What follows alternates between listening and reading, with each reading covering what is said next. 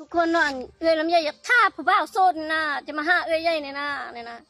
อีไซนะผู้บ่าวโซนนะเห็นเอ้ยใหญ่ขี้ลายบ่อยากเอานะผู้บ่าวโซนนะนี่เอ้ยลำไยนี่เอ้ยลำไยจะนั่งแบบนี้นะนี่เจ้าจ้อยเลยมากินแม่นยังก็แม่มากินตามังนาวให้มันจ้อย คอยช่วยแล้วเธอคอยกินให้ จ้อยมันขี้นะจ้อยให้มันกินอีกนะนี่ตามังนาวนะนี่ตามังนาวจะบังคับความเสียสกปรกทางกายของเฮานะกิน คอยช่วยแล้วนี่ มันกินอีกนะเจ้าบ่ขี้2-3 มื้อนะกินไหม กินให้ขี้วะเจ้าก็บอกคอยเนาะคอยเราขี้ยากแท้ว่ากินว่านี่น่ะกาแฟหุ่นดีเนาะหุ่นงามเนาะ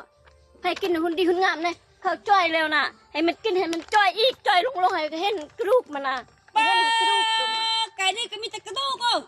ให้เห็นกระดูกมันนะ เจ้าก็กินบ่ค่อยกินแล้ว โอ้แหงว่าจ้อยยังจะให้กินอีกเอาให้เห็นมันกระดูกมันเลยเจ้าบ่ขี้2-3 มื้อ โอเคกินก็กินซะ กินนะ ใหญ่บักคับเลยสวย